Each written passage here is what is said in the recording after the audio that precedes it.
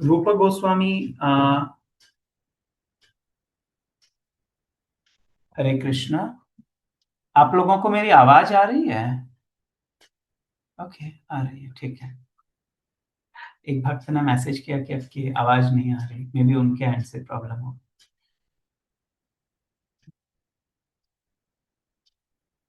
Okay. तो रूप गोस्वामी जो हैं, वे वास्तव में कृष्ण लीला में कौन है, पहले हम ये समझने का प्रयास करते हैं। तो कल हमने जैसे चर्चा की थी कि हमारे जो ये गोस्वामी गण है, वे कृष्ण लीला में विशेष रूप से, I am not saying all, but विशेष रूप से इनका जो स्वरूप है वो एक मंजरी का स्वरूप है। इसीलिए वे भगवान की इतनी विस्तृत लीलाओं के विषय में हमें बता सके। ये हमारा, एक प्रकार से कहें, Prabhupada made us fortunate by introducing us to this Krishna consciousness and Gaudiya Vaishnavism. तभी हमें पता चल पाया कि क्या है गोविंद देव जी, कौन है, किस तरीके से भगवान प्राकट्य हुए, और इन आचार्यों से हमारा संबंध स्थापित किया। तो रूप गोस्वामी के विषय में कहते हैं, नित्य परिकर इनका क्या है, नित्य स्वरूप क्या है। तो बताया, श्री रूप मंजरी ख्याता यासिद वृंदावने पुरा साध्य रूपाख्य गोस्वामी भूतवा प्रकटतामियात। गौर गणोदेश दीपिका में कवि कर्णपुर कहते हैं कि ये रूप गोस्वामी जो है, वे रूप मंजरी हैं। रूप मंजरी है कृष्ण लीला में।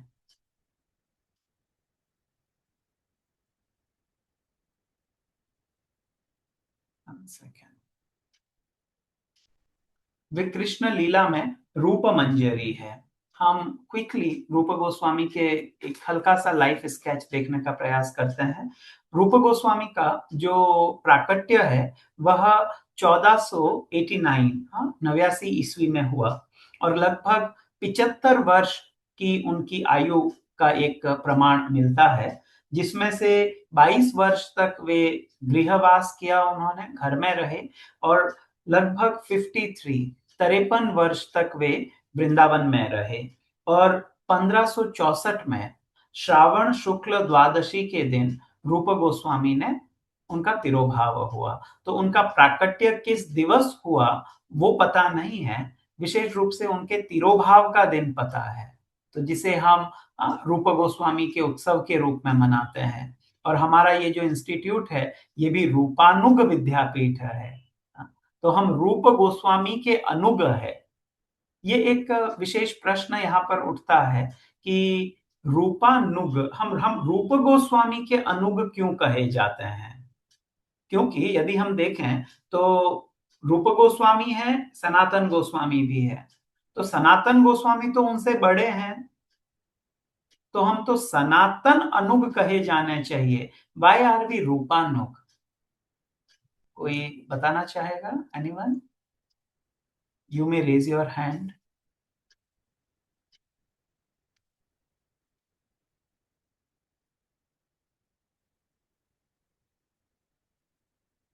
Okay.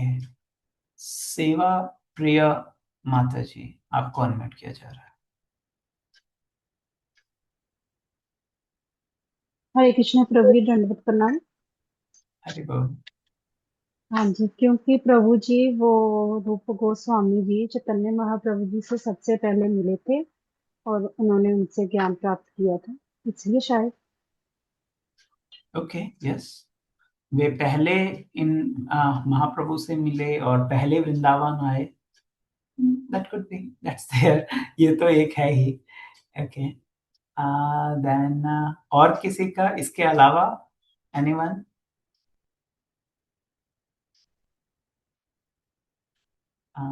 Okay, let's hear from Rati Manjari माता जी, आपको अनम्यूट किया जा रहा है। हरे कृष्णा प्रभु जी, please accept my humble obeisances।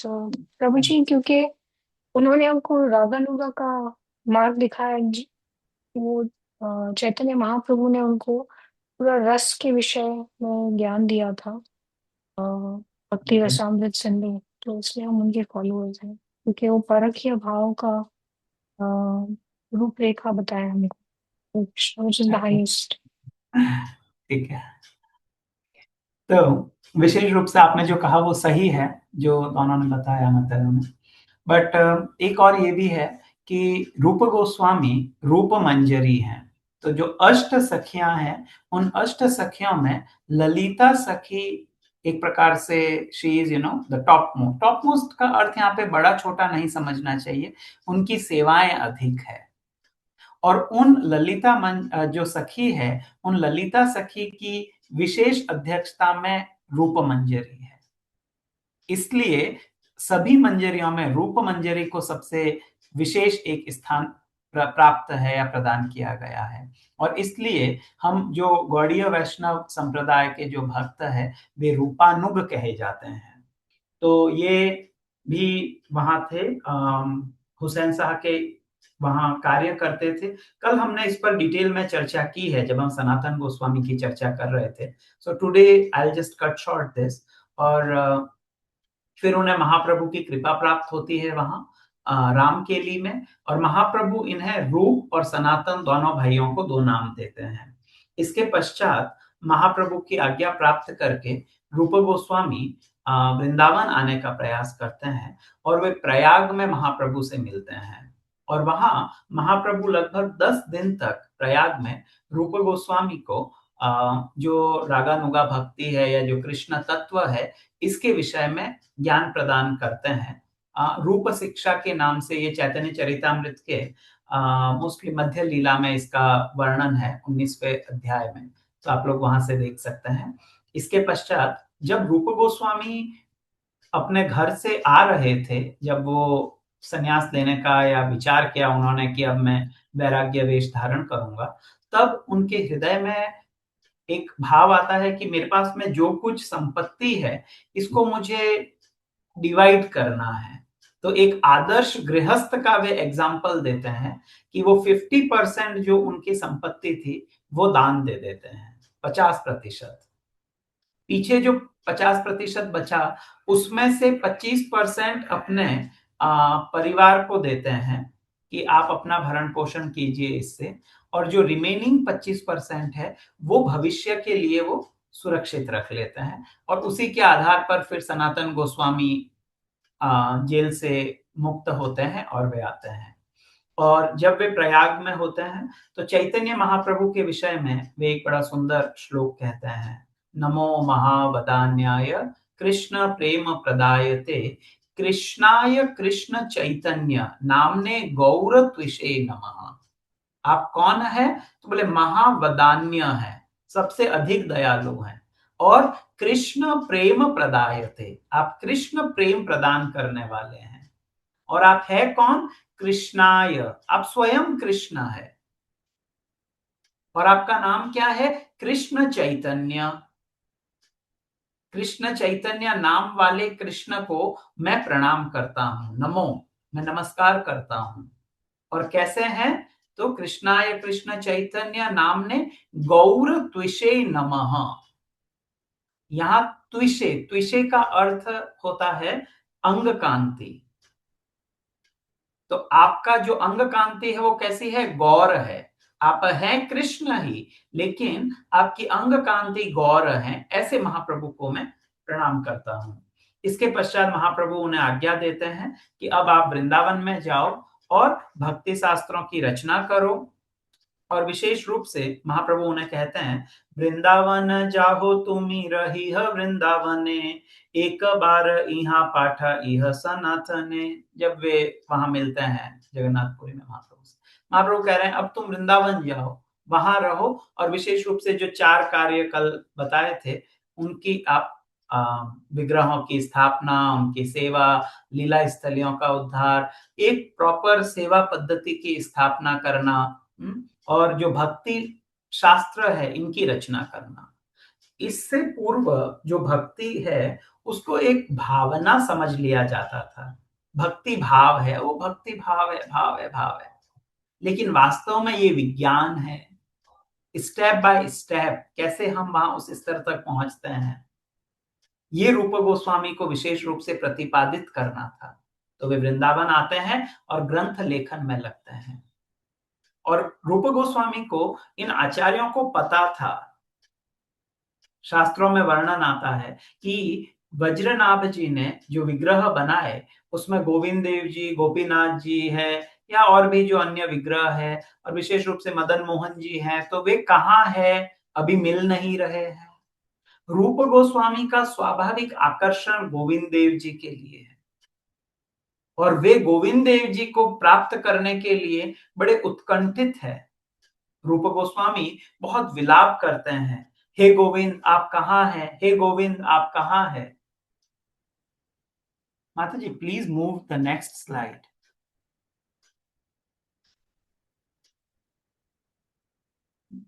तब जब वे इस प्रकार से गोविंद देव जी के विषय में बड़ी उनकी इच्छा होती है कि मुझे गोविंद देव जी का विग्रह मिले, तो एक समय वे संवत 1592 में परिक्रमा कर रहे थे वृंदावन की, और वे केशी घाट के पास में आते हैं और वहां आकर के वे विलाप करते हैं कि मुझे पता है कि गोविंद देव योग पीठ में रहते हैं, लेकिन योग पीठ कहाँ है वो मुझे नहीं पता।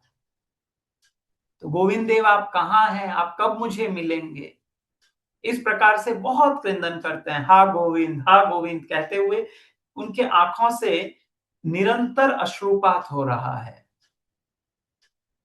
तो अगेन जैसा कल मैं बता रहा था कि ब्रह्मा जी जो कहते हैं अपनी स्तुति में, सुजल, भगवान के लिए आंखों से जो अश्रु गिरते हैं वो जल कृष्ण को बड़ा प्रिय है। भगवान के लिए क्रंदन हो। परम पूज्य गौर गोविंद स्वामी महाराज कहते थे, I have opened a crying school, रोने की स्कूल। कृष्ण के लिए भक्त रोए, क्राइंग फॉर कृष्ण। अभी तो हम जगत के लिए रोते हैं, किसी के साथ कुछ हो गया हो, उसने मेरे साथ ये कर दिया, मेरा ये हो गया, वो हो गया। जब कृष्ण के लिए रोया जाए तो भगवान को बड़ा प्रिय है।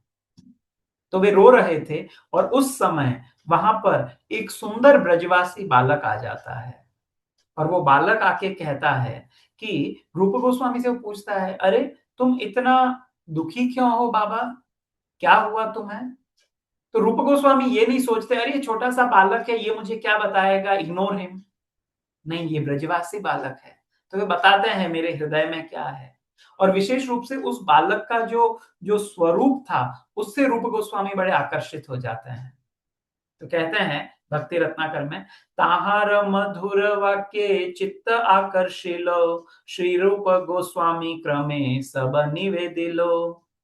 रूप गोस्वामी ने बता दिया मेरे हृदय में क्या है।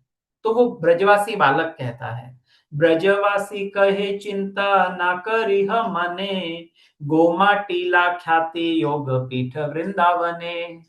अरे तुम्हें पता नहीं है, इस वृंदावन में जो गोमा टीला है, तुम गोमा टीला जानते हो। बोले हाँ वो तो पता है। बोले गोमा टीला जो है ना, यही तो योग पीठ है। और तुम्हें पता है वहां क्या होता है, तथा कौन गाभी श्रेष्ठ पूर्वान समय, दुग्ध देन प्रतिदिन उल्लास हृदय। माता जी नेक्स्ट स्लाइड। वहां पर एक गाय आती है और वो गाय आकर के क्या करती है, पूर्वान्न समय में इस गोमा टीला के ऊपर खड़ी होती है। आप देख सकते हैं जैसा इसमें इस टीले के ऊपर एक गाय खड़ी होती है और वो अपने स्तन से दूध अपने आप झरने लगता है, और उस दूध वो दूध क्यों गिरता है ये मुझे पता नहीं। तो हो न हो इस स्थान में गोविंद देव विराजमान होंगे, इसीलिए दूध गिरता होगा। तो कहता है, श्री गोविंद देव तथा आछे न गोपने, ए तो कही रूप लैया गेला से ही खाने। जरूर गोविंद देव गुप्त रूप में वहां रहते होंगे, दिख नहीं रहे हैं। ऊपर से केवल ये दिख रहा है गाय आ रही है और दूध गिर रहा है, लेकिन जरूर गोविंद देव होंगे। स्थान जानाइया तिहा अदर्शन हाइते, मूर्छित हैया रूप पड़िला भूमि थे। जब उस स्थान पे आते हैं तो रूप गोस्वामी उस स्थान को देखने मात्र से बड़े आनंदित हो जाते हैं और he is in complete ecstasy कि रूप गोस्वामी मूर्छित होकर भूमि पे गिर जाते हैं। कुछ समय बाद में रूप गोस्वामी को जब वापस अपने शुद्ध होती है, बाह्य चेतना आती है, तो उन्होंने वहां खुदाई करी और जब खुदाई की तो वहां से गोविंद देव जी का दिव्य प्राकट्य हुआ। श्री गोविंद देव की जय। गो बैक माता जी।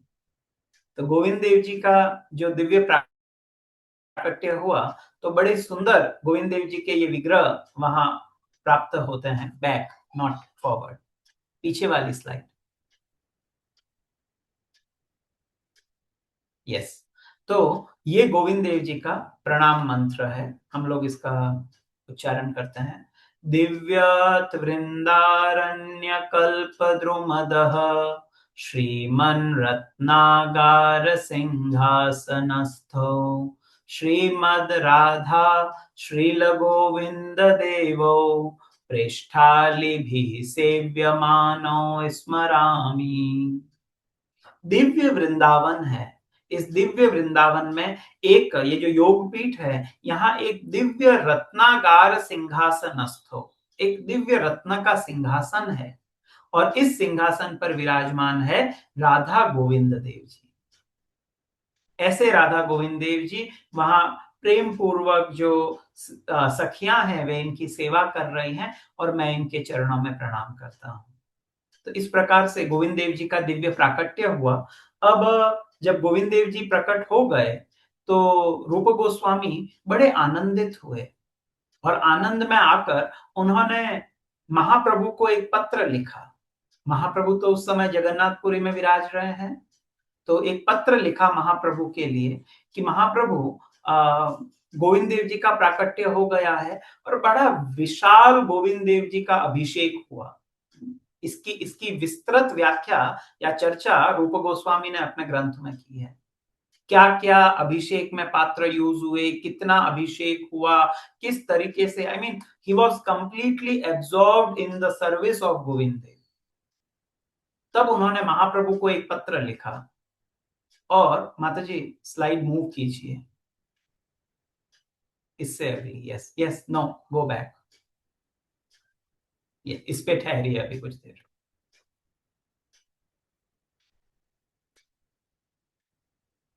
नॉट दिस वन माता जी, ये वाली। यस,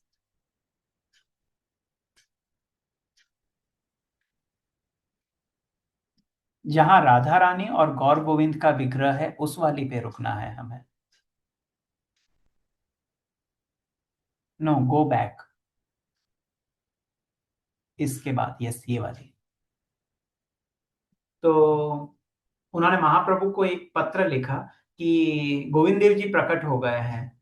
तो महाप्रभु बड़े प्रसन्न हुए और वहां एक काशीश्वर पंडित करके महाप्रभु के एक परिकर हैं। महाप्रभु उन्हें कहते हैं कि आप वृंदावन जाओ, और रूप गोस्वामी अकेले गोविंद देव जी की सेवा कर रहे हैं। आप समझ सकते हैं, अकेले भक्त के लिए गोविंद देव जी की सेवा करना ये कोई हंसी खेल नहीं है। भगवान को नित्य श्रृंगार करना है, उनका अभिषेक करना है, उनके लिए भोग बनाना है, सब कुछ करना है। और एक छोटी सी झोपड़ी बना के उसमें गोविंद देव जी को स्थापित किया गया। अब अकेले गोविंद देव जी थे उस समय, साथ में राधा रानी नहीं है। तो महाप्रभु ने काशीश्वर को कहा कि काशीश्वर आप जाओ। तो कहते हैं, काशीश्वरे प्रति प्रभु कहे निर्जने, तोमारे जाइते होइलो वृंदावने। तुम्हारे जाइते होइलो वृंदावने, अब तुम्हें वृंदावन जाना पड़ेगा। काशीश्वर तो महाप्रभु के पास ही रहना चाहते थे, वे जाना ही नहीं चाहते थे कहीं। उनको ऐसा लगा जैसे मेरे ऊपर किसी ने वज्रपात कर दिया है। वे रोने लगे, महाप्रभु मेरा वृंदावन तो वही है जहां आप हैं, आपके चरणों से मुझे दूर मत कीजिए, मैं और कहीं नहीं जाना चाहता हूं। महाप्रभु कहते हैं, नहीं, तुम्हें जाना होगा, ये मेरी इच्छा है। लेकिन महाप्रभु अंतर्यामी है, ही इज कृष्ण हिमसेल्फ। तो उनसे क्या बात छुपी हुई है? उन्होंने काशीश्वर के हृदय को जाना कि काशीश्वर मेरे से दूर नहीं रह सकते हैं। इसलिए उन्होंने क्या किया, तो बोलते हैं काशीश्वर अंतर बुझिया गौर हरि, दिले न निज स्वरूप विग्रह यत्न करी। काशीश्वर के हृदय को गौर हरि ने जान लिया, ये मेरे से दूर नहीं रह सकते। तो उन्होंने एक विग्रह उनको अपने हाथ से प्रदान किया, अपना एक विग्रह दिया।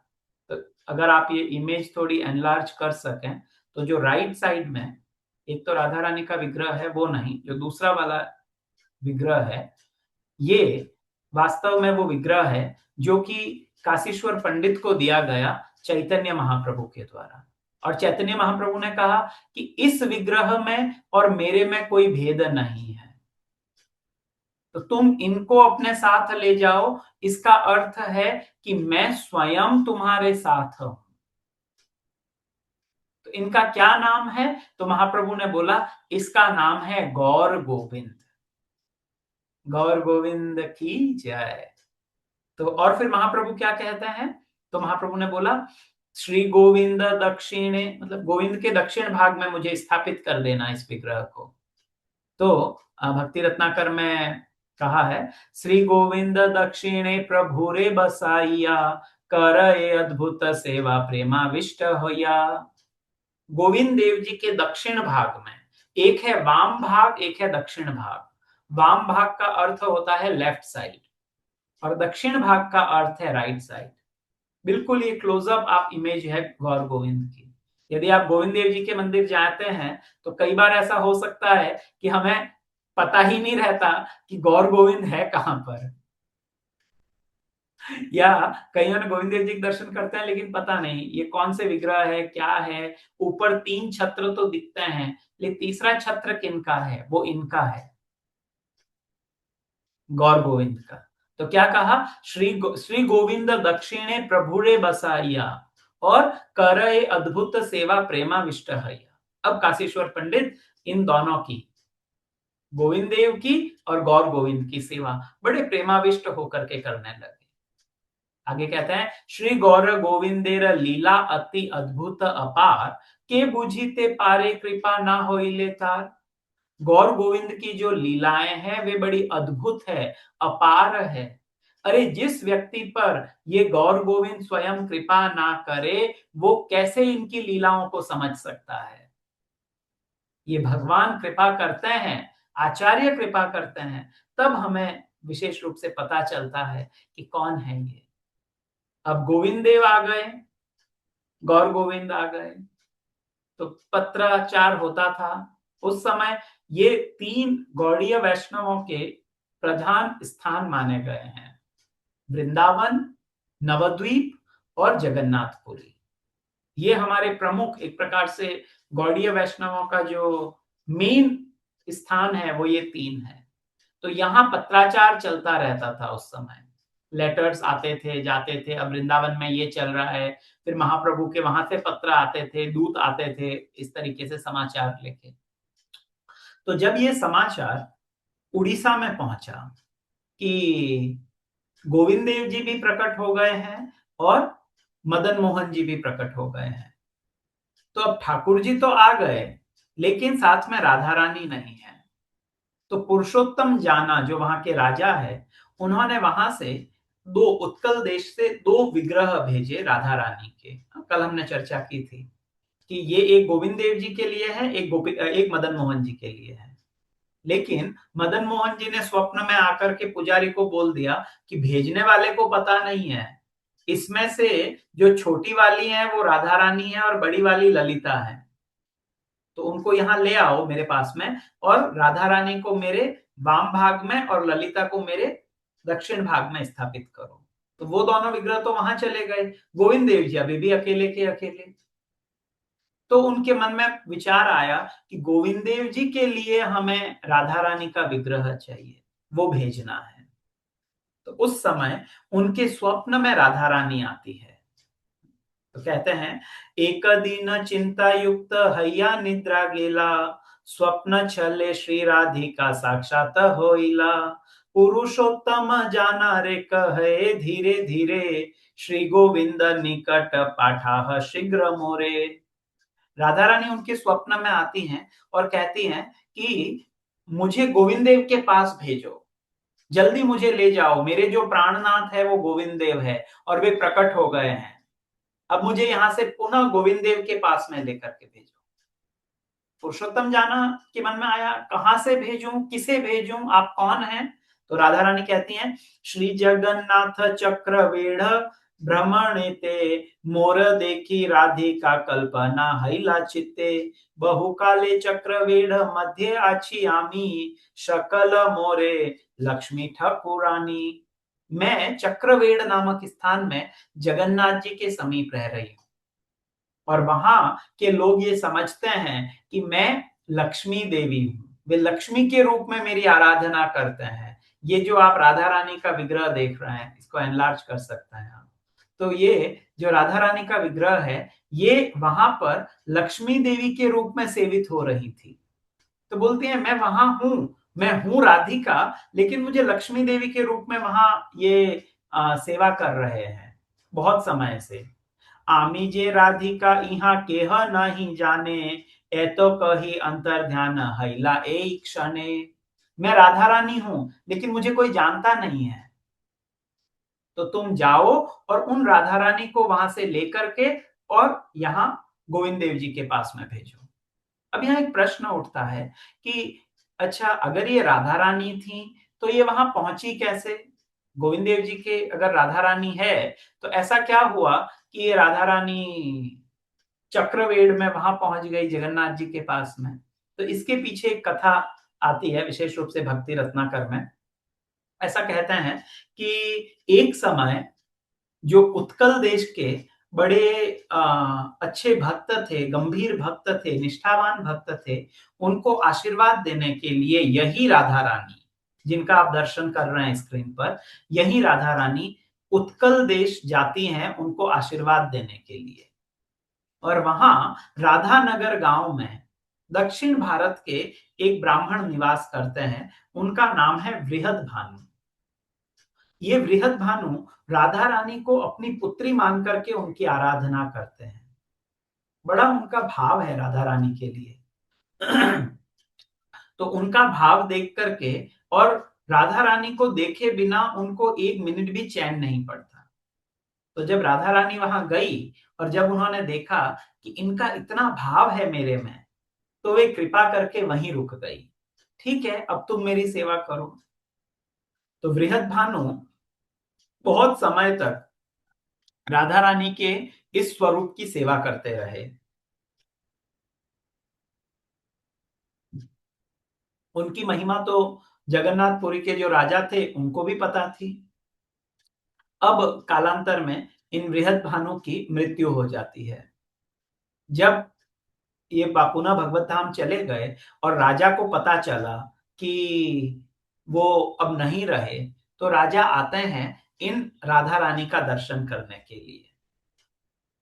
और तब राधा रानी उन राजा को कहती है, हाँ, महाविज्ञ राजा चिंते मने मने, श्री राधिका तारे आज्ञा देखे दिव्य मूर्ति। राधा रानी उन्हें कहते हैं कि तुम अब चिंता मत करो। राजा को चिंता हुई कि मुझे अब राधा रानी की सेवा कौन करेगा यहाँ। तो राधा रानी कहती हैं, जगन्नाथ लय मोरे राख शीघ्र लैया, राजा महा हर्ष हैला एछे आज्ञा पाइया। अब मुझे यहाँ से ले चलो और जगन्नाथ आलय, जगन्नाथ जी का जो घर है चक्रवेढ़ में, वहां पर मेरी स्थापना करो। श्री जगन्नाथेर चक्रवेढ़ रम्य स्थाने, राखिल श्री राधिकारे परम जतने। राधा रानी को वहां से चक्रवेढ़ में ले जाया गया और वहां जगन्नाथ जी के पास में उनकी स्थापना की गई। अब क्या हुआ? तो बोले, चक्रवेढ़े बहुदिन अतीत होइल, इह लक्ष्मी एई कथा सर्वत्र व्यापी। जगन्नाथ जी के साथ में तो राधा रानी नहीं सेवित होती हैं एक प्रकार से, क्योंकि भाव अलग अलग है वहां पर। तो वहां तो लक्ष्मी जी सेवा करती हैं। तो चारों तरफ बहुत दिन अतीत हईल, बहुत दिन जब बीत गए वहीं पे, तो लोगों को ऐसा भ्रम होने लगा कि ये जो राधा रानी है वे राधा रानी नहीं, ये वास्तव में लक्ष्मी देवी है। ये लक्ष्मी देवी ही है जो जगन्नाथ जी की सेवा में रह रही हैं। लक्ष्मी बोली सकलई करय पूजन, से ही सत्य श्री राधिका पूर्ण लक्ष्मी हन। कि मुझे लक्ष्मी देवी के नाम से ही सब उनका पूजन कर रहे थे वहां, ये सब भूल गए कि वास्तव में ये राधा रानी ही है।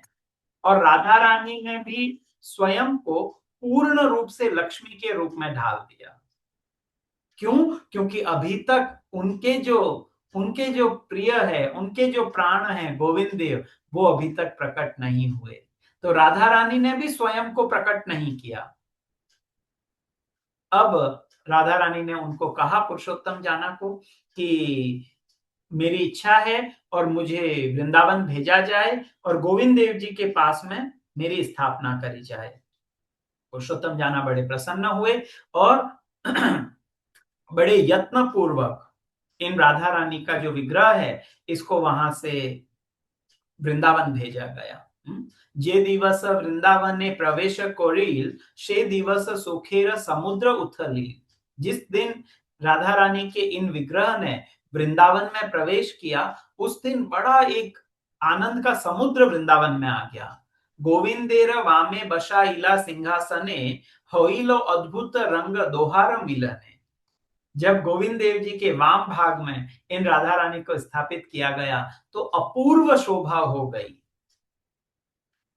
गोविंद देव जी की स्वयं की जो शोभा है उसका क्या वर्णन किया जाए।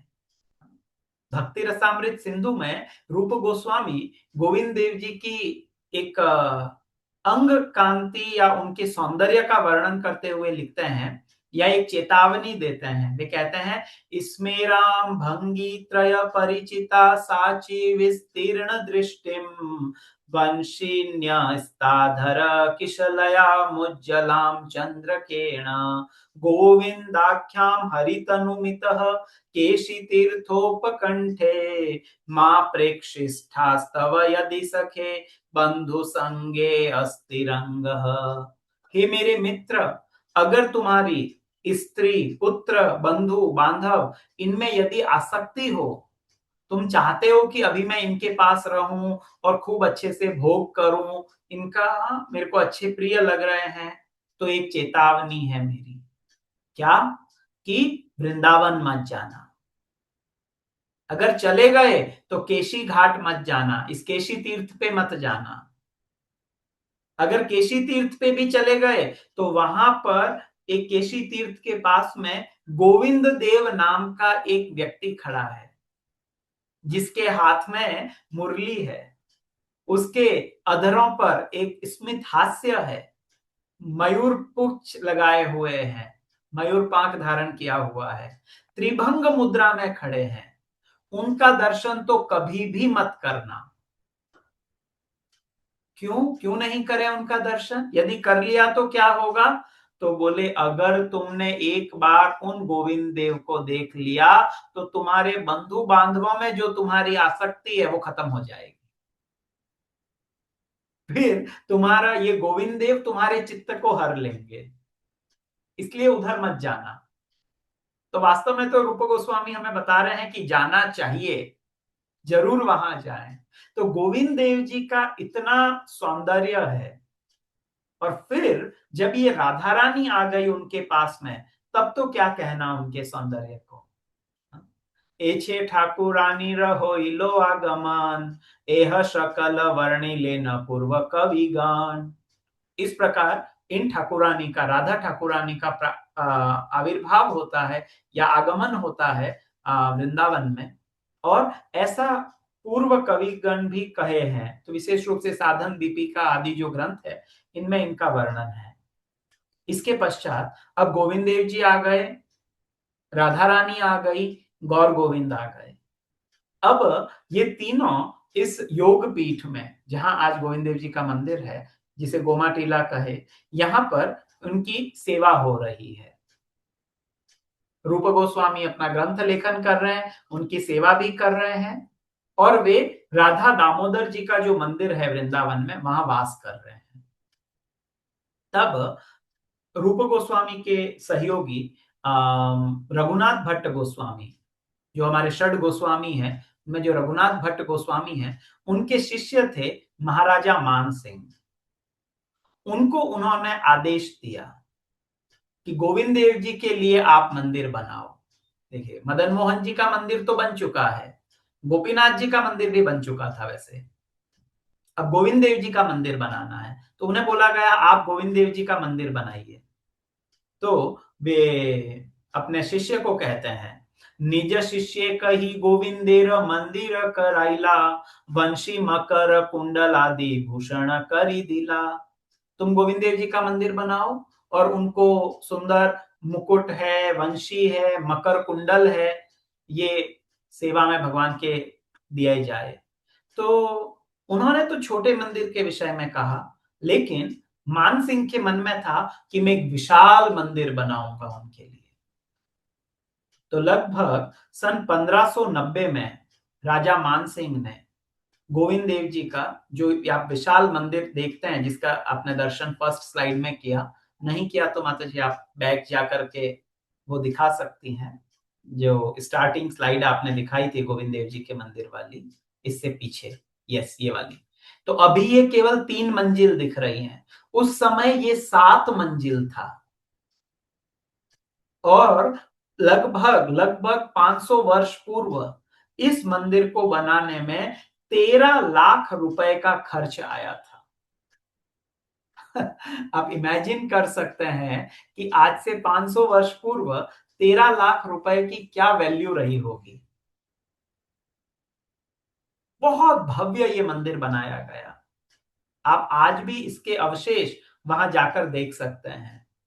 और इसके दक्षिण भाग में योग माया देवी की स्थापना की गई, वृंदा देवी की भी स्थापना यहाँ पर हुई, जिन्हें गोविंद देव जी को प्रकट किया, उसके बाद में ब्रह्म कुंड से रूप गोस्वामी ने उनको भी प्रकट किया।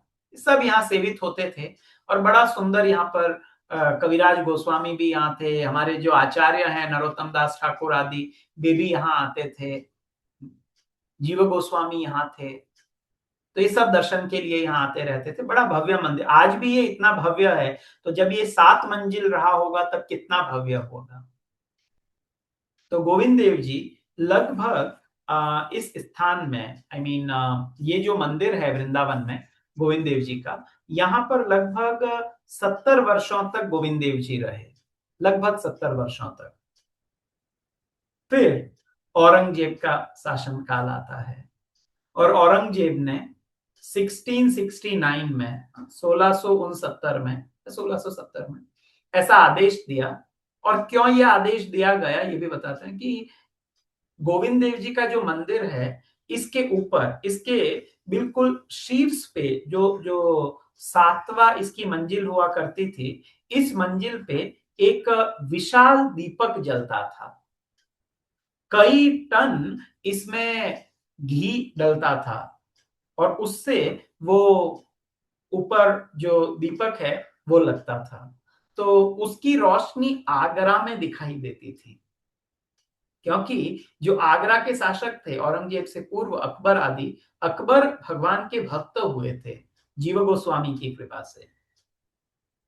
तो वो रह तो नहीं सकते थे वृंदावन, तो वहां से भगवान के इस दीपक का दर्शन करते थे। तो आप इसकी हाइट इमेजिन कर सकते हैं, कितना ऊंचा रहा होगा ये मंदिर।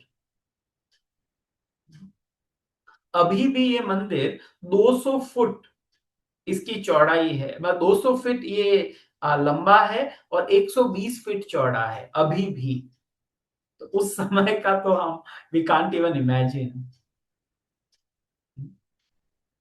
तो औरंगजेब ने जब देखा कि ये लाइट कहां से आ रही है, एक चंद्रमा तो ये है, ये दूसरा चंद्र क्या है, तो पता चला कि ये एक हिंदू देवता का मंदिर है वृंदावन में।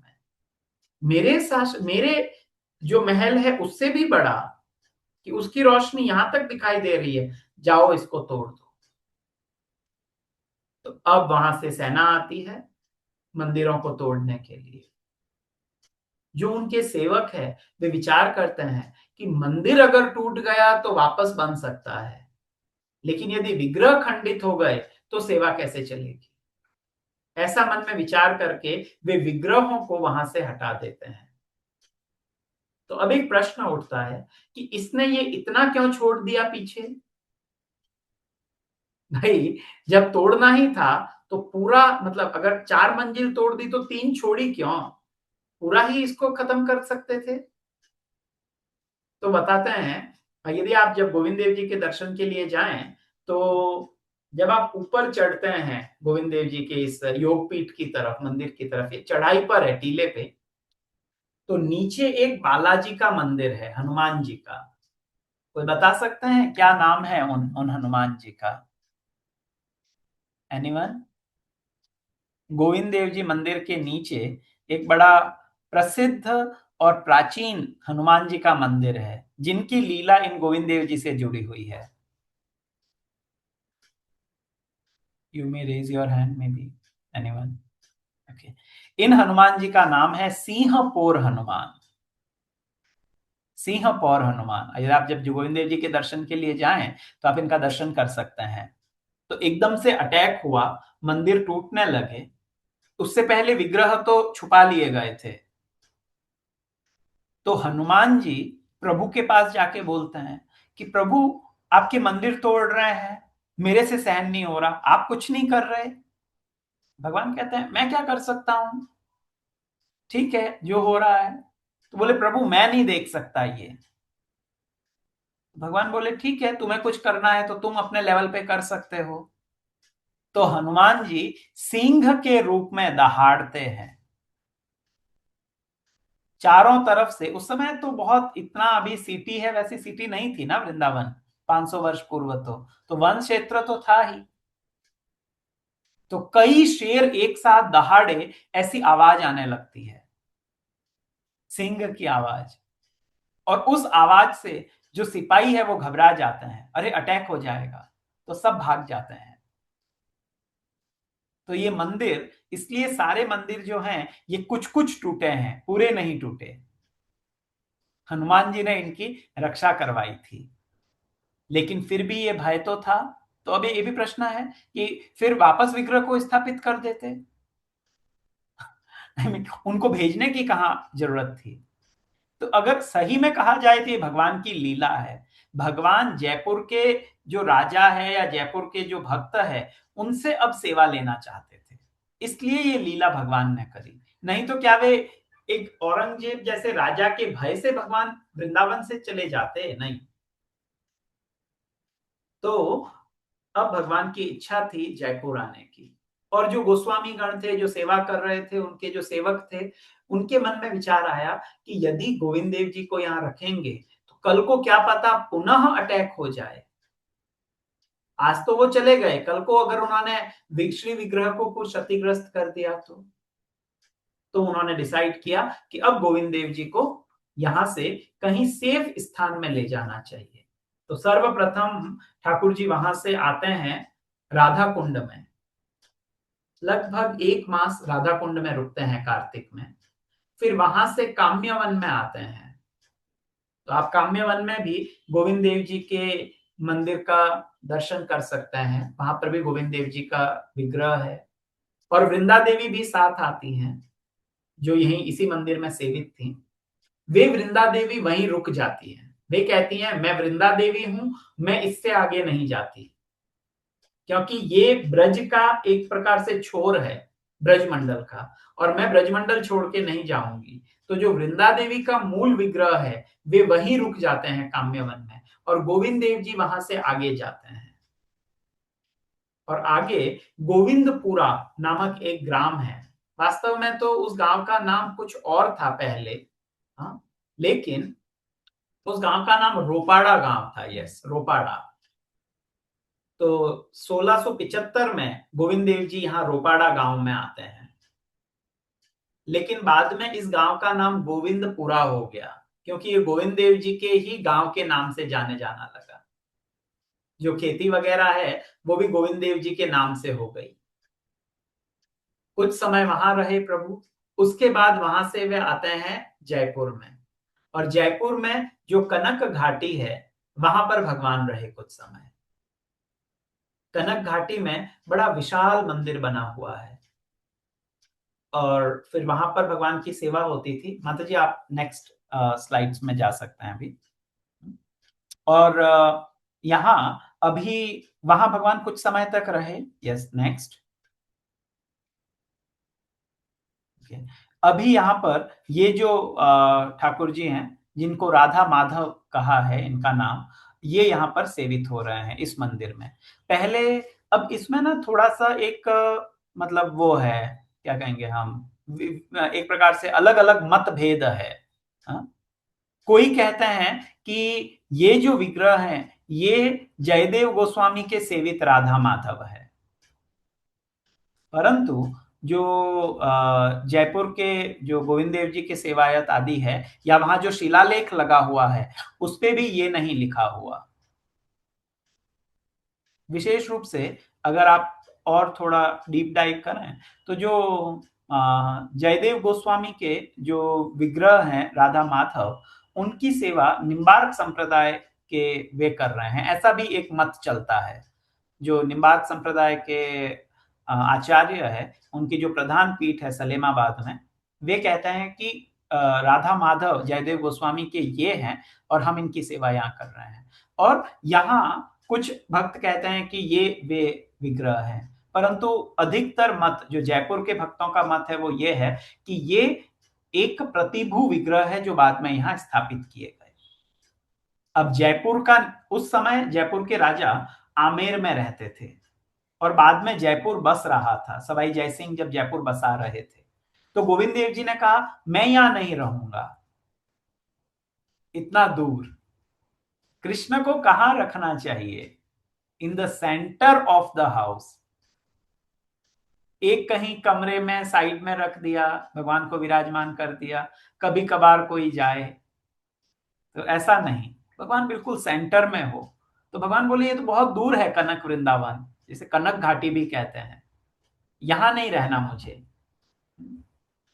तो वहां से भगवान को गोविंद देव जी मंदिर के पीछे की ओर गोविंद बेरी नामक एक स्थान है, वहां पर प्रभु आए लगभग 1707 ईस्वी में। वहां आए और वहां पर फिर भगवान की कुछ समय तक सेवा हुई। और वहां एक सूर्य महल है। इस सूर्य महल का निर्माण हो रहा था राजा के लिए। तो गोविंद देव जी स्वप्न में आए और बोला कि मैं यहां नहीं रहना चाहता हूं जहां अभी रह रहा हूं, मुझे सूर्य महल में ले जाया जाए। माता जी go to the next slides. Okay, ये जो आप दर्शन कर रहे हैं ये अभी वृंदावन के गोविंद देव जी मंदिर में जो सेवित विग्रह हैं वे हैं, जो प्रतिभू विग्रह हम कह सकते हैं। गौर निताई है, शालिग्राम शिलाएं हैं, जगन्नाथ जी है और बीच में गोविंद देव जी हैं। आगे नेक्स्ट। हाँ, और ओके, ये गोविंद देव जी का मंदिर है जहां पर अभी ठाकुर जी विराजमान है। तो पहले ये राजा के लिए बना था, जिसे सूर्य महल के नाम से कहा गया, लेकिन फिर गोविंद देव जी ने कहा मैं यहां पर बैठना चाहता हूं, तुम यहां से चले जाओ। तो राजा ने भगवान के लिए ये स्थान खाली कर दिया और वो चंद्र महल में रहने चले गए। Can you go to the next slide. ये आप देख पा रहे हैं सामने, इसको थोड़ा जूम इन किया जाए। ये गोविंद देव जी के मंदिर का प्रांगण है और ये बीच में जो आपको, यस, जहां पे अभी हाईलाइट हो रखा है पुरुष और महिला लिखा हुआ है, उसके बीच में ये मेन वो महल है जहां गोविंद देव जी आज तक विराजमान है। लगभग ऐसा बताया जाता है कि 1739 में प्रभु यहां पर विराजमान हुए और तब से आज तक यही दर्शन दे रहे हैं। तो राजा ने क्या किया, इसके ठीक सामने, यदि आप कभी गोविंद देव जी के मंदिर जाएं तो जरूर आप दर्शन कीजिएगा। अभी तो शायद उधर वॉल बना दी है, पहले कुछ 5-6 साल पहले तक बिल्कुल इसके ठीक सामने राजा का महल होता था और राजा नित्य प्रति वहां से गोविंद देव जी का दर्शन करते थे।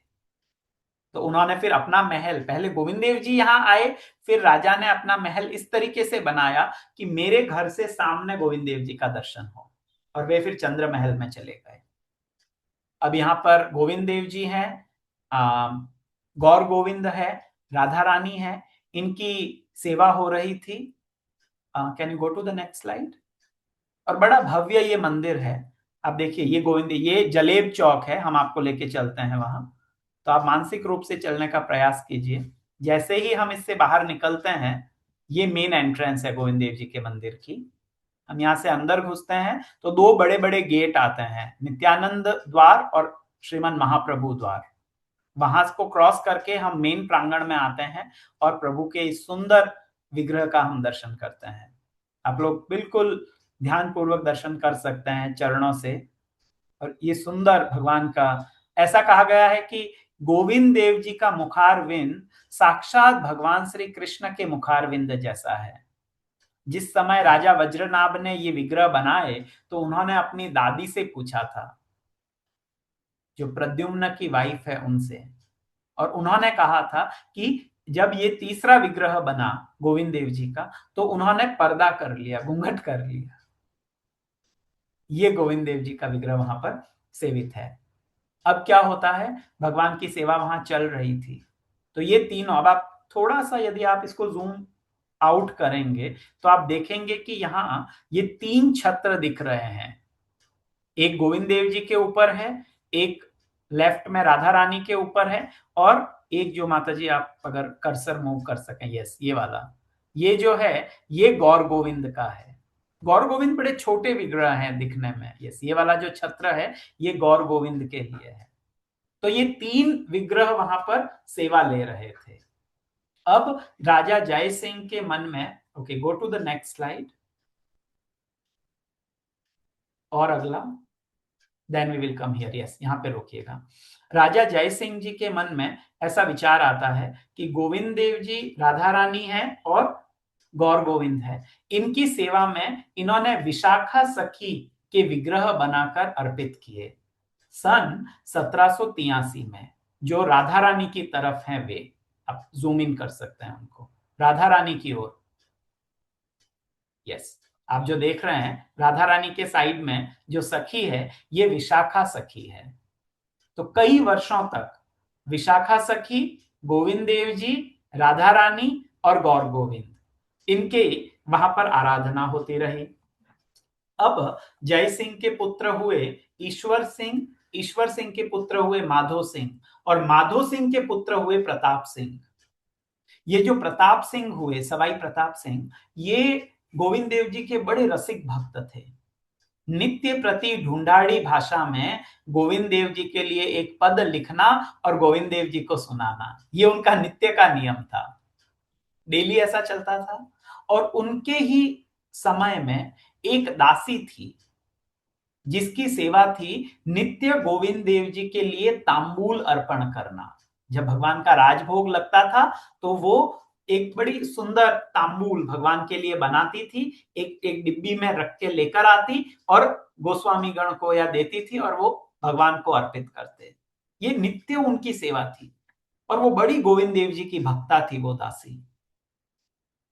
अब उनकी उम्र हुई और जब वो दासी ऐसे गोविंद देव जी की तांबूल सेवा करते करते पुनः भगवान के चरणारविंद में लीन हो गई, तब उनकी नित्य सेवा जानकर, उस दासी की ये नित्य सेवा है ऐसा जानकर राजा जो सवाई प्रताप सिंह थे, उन्होंने ये दूसरा विग्रह उस दासी के रूप में ये विग्रह गोविंद देव जी की सेवा में अर्पित किया, जो गोविंद देव जी के दक्षिण भाग में स्थित है। आप जूम कर सकते हैं। गोविंद देव जी के दक्षिण भाग में ये जो है, कई बार ऐसा बोला जाता है ललिता विशाखा है, ललिता विशाखा है, लेकिन ये ललिता सखी नहीं है। ये इसका सन भी है, किस सन में इनकी वहां पर स्थापना हुई थी, 1858 में। तो 1783 से 1858 तक ये सखी वहां नहीं थी। 1858 में सवाई प्रताप सिंह इनकी स्थापना गोविंद देव जी के समीप करते हैं और इनके हाथ में वैसा ही तांबूल का पात्र दिया जाता है। तब से इनकी, आप देख पा रहे हैं इनका दर्शन, तब से इनकी सेवा वहां होने लगी और आज तक ये बड़ा सुंदर छवि, आप अगर इसको जूम आउट करें तो आप देखेंगे बड़ा सुंदर ये गोविंद देव जी का भव्य स्वरूप आज भी राजसी वेश में राजा के रूप में गोविंद देव जी वहां सेवा ले रहे हैं। ऐसा कहा जाता है कि जयपुर के जो राजा है वे गोविंद देव हैं, और जय सिंह जी ने जो उस समय की सील बनाई थी, जयपुर की जो मुहर होती थी, उसके ऊपर भी इस तरीके से लिखा हुआ था कि जयपुर जो राजाधिराज हैं वे हैं गोविंद देव और दीवान ये है। लेकिन जय सिंह जी ने लिखा था श्री गोविंद देव चरण सवाई जय सिंह शरण। जय सिंह तो इनका सेवक है। गोविंद देव जी के उत्सव में, मंदिर में कई उत्सव होते हैं। Go to the previous slide now माता जी, इससे पीछे वाले में ये हम आपको एक दर्शन कराते हैं। नो नो नो नो, इतना पीछे नहीं, ये वाली यस, ये रथ यात्रा उत्सव है।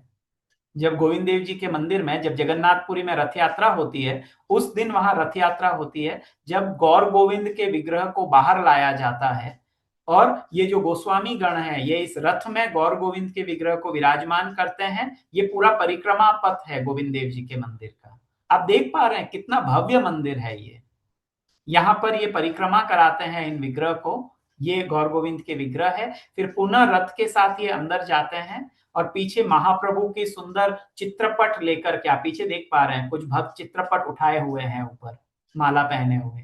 ये महाप्रभु के चित्रपट होते हैं, जगन्नाथ जी के चित्रपट होते हैं। इनको लेकर के और ये प्रदक्षिणा करवाई जाती है और इस तरीके से ये गोविंद देव जी की रथ यात्रा, ऐसे कई उत्सव चलते हैं, ये उनमें से केवल एक है। अभी यदि आप गोविंद देव जी में जाएंगे तो वहां जल यात्रा उत्सव चल रहा है, जहां भगवान के चारों ओर फव्वारे लगते हैं दिन में और उनके ऊपर वो फव्वारे गिरते हैं।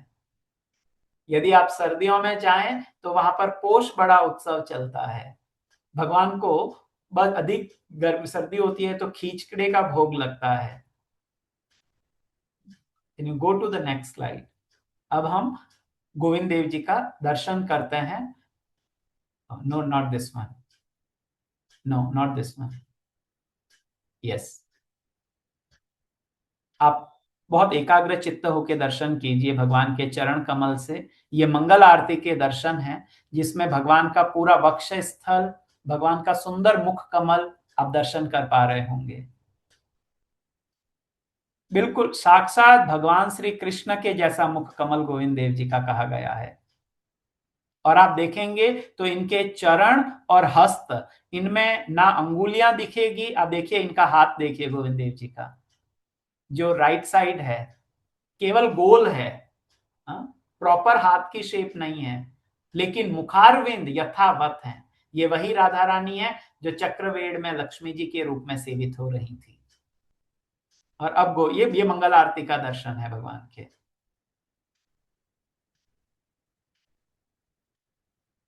और उनके दक्षिण भाग की तरफ सुंदर चरण कमल और ये गौर गोविंद का विग्रह, उसके पास में शालिग्राम शिला है, ऊपर उत्सव विग्रह है भगवान के। श्री श्री राधा गोविंद देव की जय। और बड़ा सुंदर भाव से वहां अन्य भजन कीर्तन चलते हैं। Okay, next we will go to Radha Gopinath ji. No, Radha Gopinath, next slide is. जो अगले देवता है या हमारे ठाकुर हैं, जो कि प्रयोजन के ठाकुर है। हमारा प्रयोजन, गोल क्या है? गोपीनाथ। ये गोपीनाथ जी का वो मंदिर है जो कि वृंदावन में स्थित है। और वंशीवट से, go to the next slide, next, yes. Vanshivat से ये गोविंद देव जी का, ये गोपीनाथ जी का विग्रह प्राप्त हुआ था। तो गोपीनाथ जब वज्रनाभ ये विग्रह बना रहे थे तो उन्होंने जो दूसरा विग्रह बनाया वो ये गोपीनाथ जी का विग्रह है। और इन भगवान का जो हस्त है और जो वक्ष स्थल है वो भगवान श्री कृष्ण के जैसा है।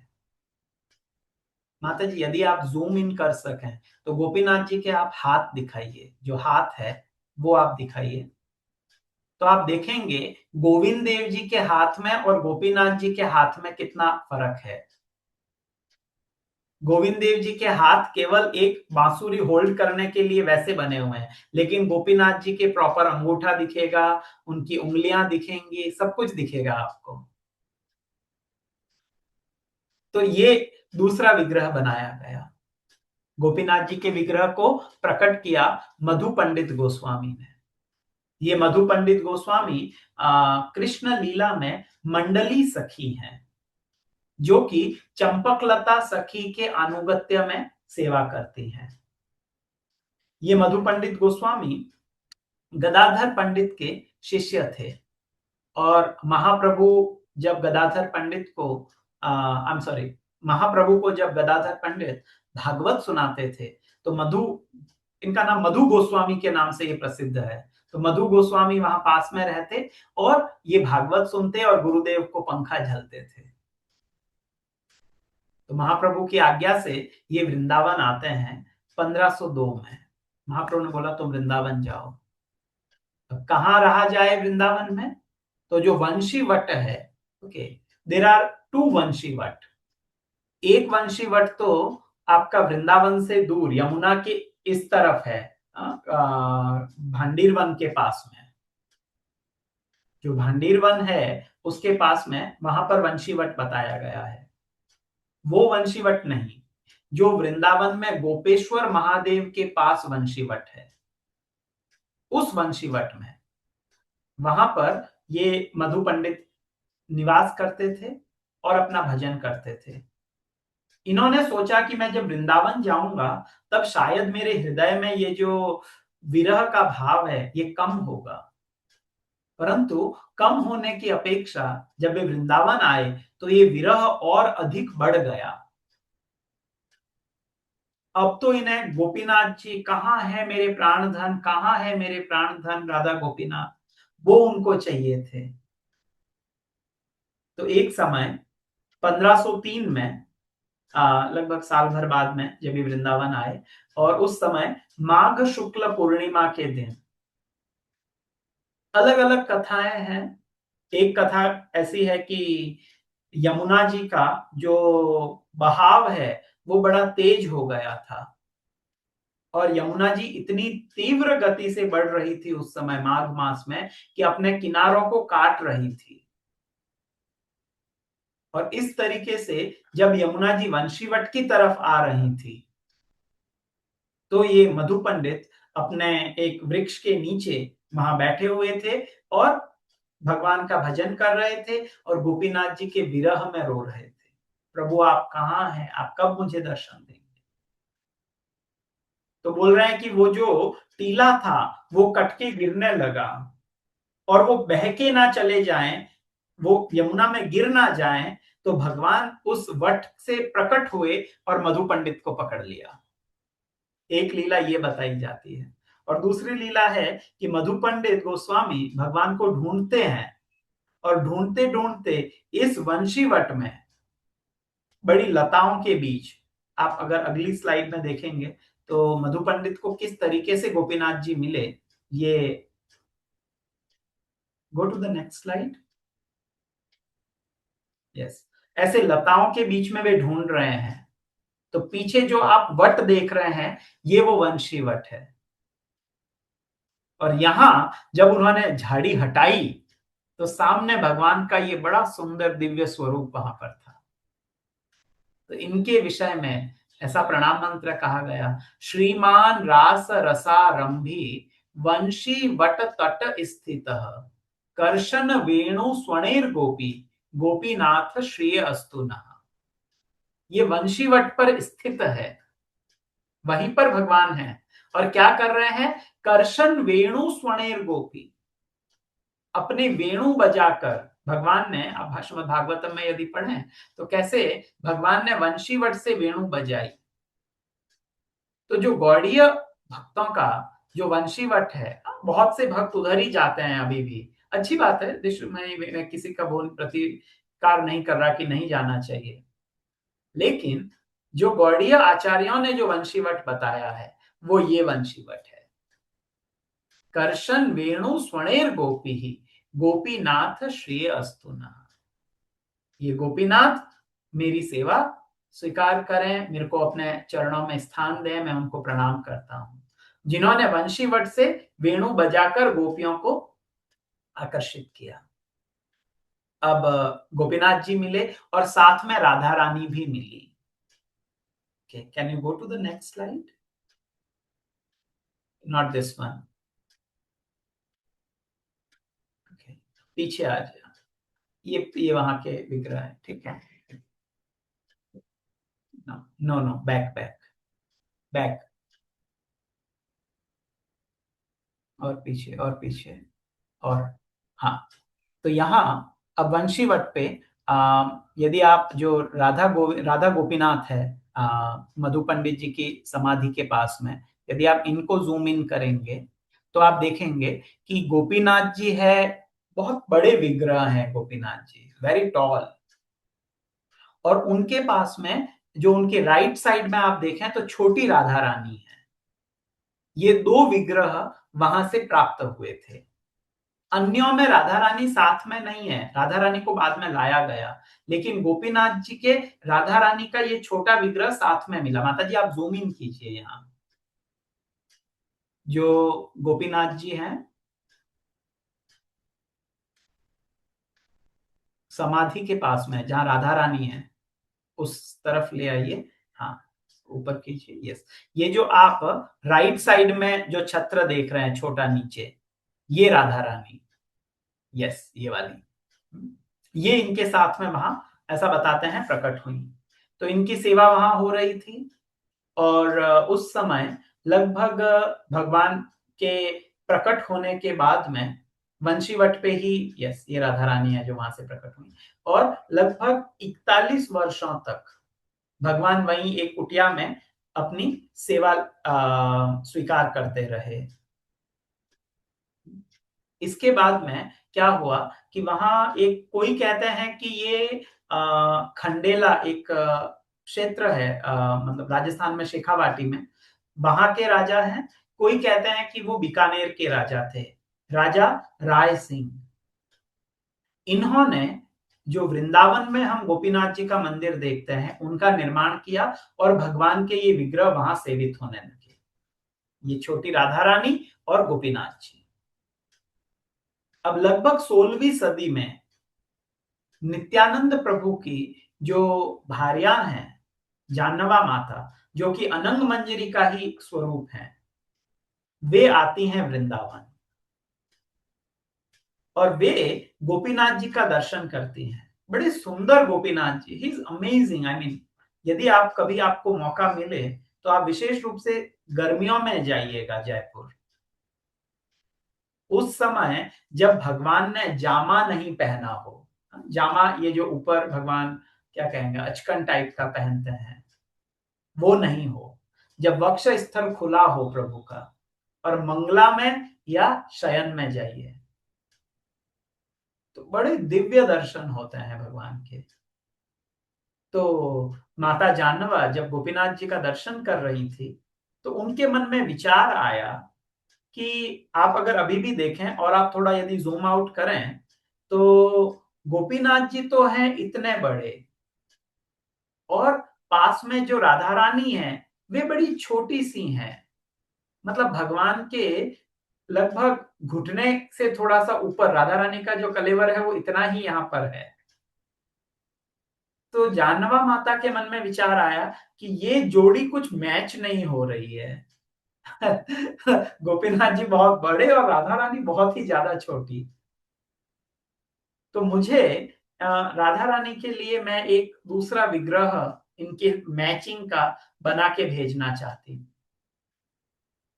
उसी रात्रि में गोपीनाथ जी उनके स्वप्न में आए और बोला यस यस, एक दूसरा विग्रह बना के भेजो राधा रानी का मेरे लिए। तो वे पुनः वहां से बंगाल जाती है जानवा माता, और वहां जाकर के और उन्होंने ये आप जो राइट साइड में राधा रानी का विग्रह, I am sorry left side में जो विग्रह देख रहे हैं, इन विग्रह का निर्माण किया वहां से। और नयन भास्कर नामक व्यक्ति थे जिन्होंने राधा रानी के इस विग्रह को बनाया, और वहां से एक वैष्णव जिनका नाम श्री परमेश्वर दास था, इन परमेश्वर दास के हाथों राधा रानी का ये विग्रह बना के और वहां से एक नाव में विराजमान करके और भेजा गया। मतलब वो नाव के रास्ते, सड़क मार्ग से नहीं, जल मार्ग से वृंदावन आए। उस समय तो ऐसा कुछ, ये दो ही रास्ते हुआ करते थे, या तो बैलगाड़ी से आओ या तो फिर जल के माध्यम से आप नौका आदि के द्वारा। ट्रेन वगैरह तो नहीं थी, हवाई मार्ग था ही, सवारी नहीं। तो ऐसा कहा जाता है कि जब माता जानवा में ये विग्रह बना तो वे इसी विग्रह में समा गई, या एक रूप में इस विग्रह में समा गई। तो वे अनंग मंजरी का रूप है। अनंग मंजरी राधा रानी की छोटी बहन है। तो वो उनका गोपीनाथ जी में बड़ा विशेष भाव था, अनंग मंजरी जी का। तो वे चाहती थी मैं गोपीनाथ जी के साथ रहूं। यदि आप ओके, ये अलग एक तत्व की बात हो जाती है। भगवान सभी के साथ में लीलाएं खेलते हैं। तो ये इच्छा गोपीनाथ जी ने पूरी करी उनकी। तो जब अब विग्रह तो आ गया, पुजारी डर रहा है, ऐसे कैसे राधा रानी के विग्रह को हटा दूं और दूसरी तरफ कर दूं, नया विग्रह है। तो गोपीनाथ जी पुजारी के स्वप्न में आके कहते हैं कि इन राधा रानी को, ये जो नया विग्रह आया है, इनको मेरे वाम भाग में स्थापित करो, और जो अभी करंट राधा रानी है इनको दक्षिण भाग में स्थापित करो। वास्तव में राधा रानी यहाँ पर अपने बहन की इच्छा, जो अनंग मंजरी की इच्छा है, उसको पूरा करने के लिए अपना स्थान अनंग मंजरी को दे देती है, क्योंकि इससे कृष्ण संतुष्ट होते हैं। एक समय परम पूज्य राधा गोविंद गोस्वामी, नॉट राधा गोविंद महाराज, राधानाथ स्वामी महाराज से प्रश्न पूछा गया था कि महाराज, हम देखते हैं कि कृष्ण के नाम तो अलग अलग है, राधा गोविंद देव, राधा मदन मोहन, राधा दामोदर, राधा श्याम सुंदर, राधा गोपीनाथ, अलग अलग भाव के अनुरूप है, लेकिन राधा रानी का नाम हर कहीं कॉमन क्यों है?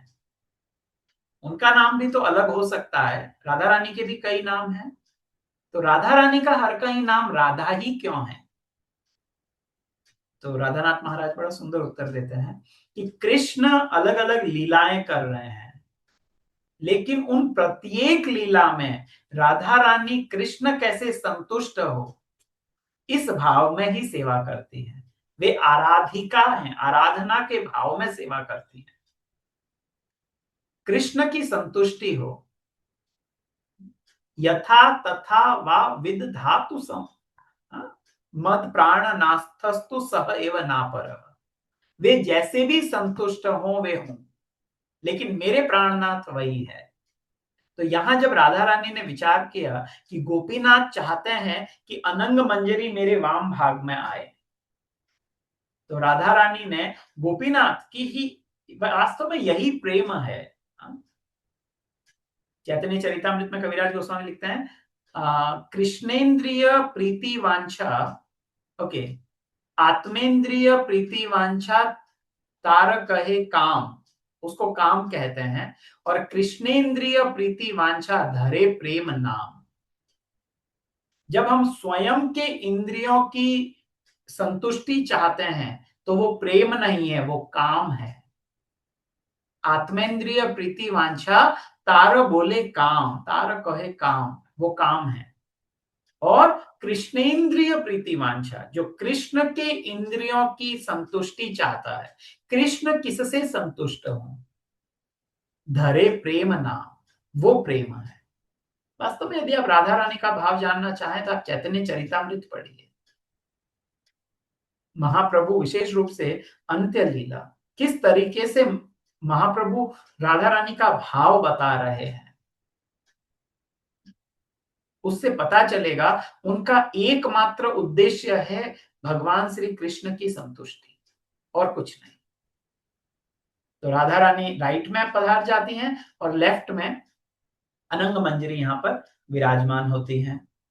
अब वही अगेन, जब 1669 में औरंगजेब ने मंदिरों को तोड़ने का निश्चय किया, तो ये प्रभु भी, गोपीनाथ जी भी, गोविंद देव जी आदि, मदन मोहन जी आदि विग्रहों के साथ जयपुर आते हैं।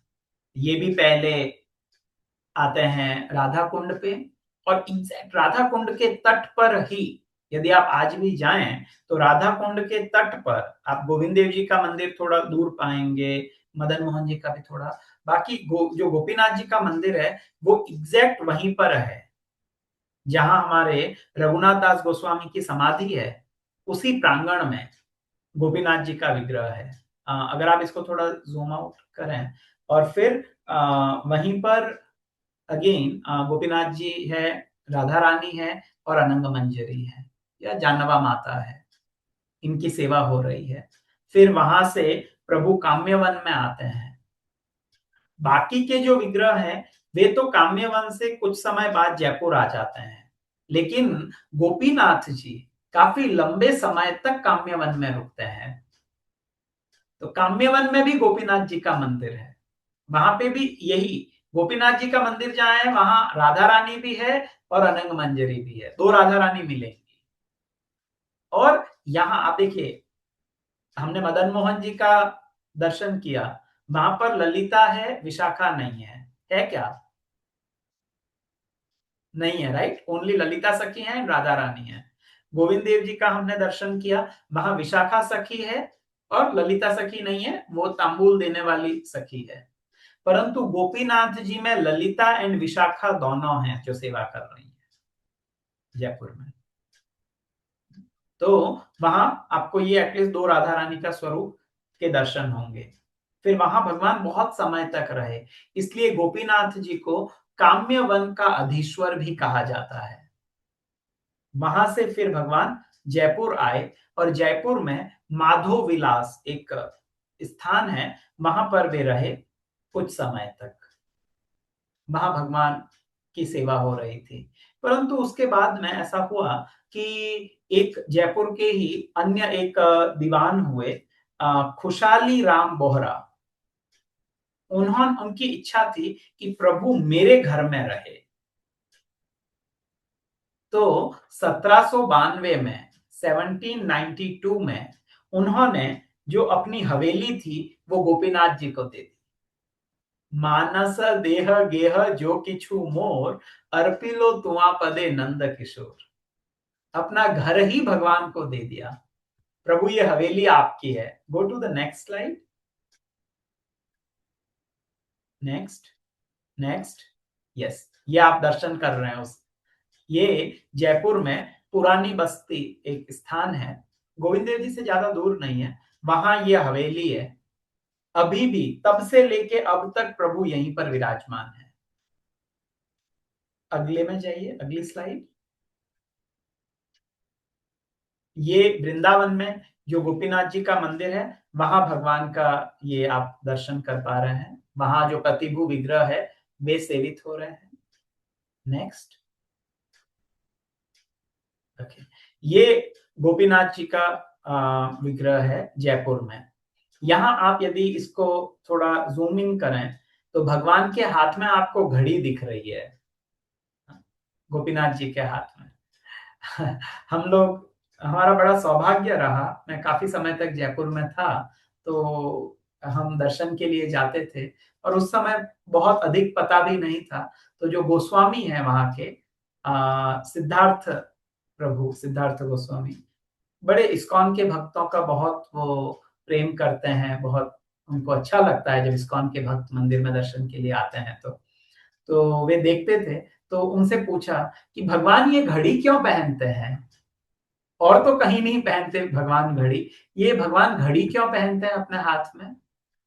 तो उन्होंने हंसते हुए ऐसे बोला कि भगवान एक बार राधा रानी से मिलने जा रहे थे तो लेट हो गए थे, तो अब घड़ी है इसलिए वो देख के जाते हैं कि ओके इस समय मुझे बुलाया गया है, I have to go there.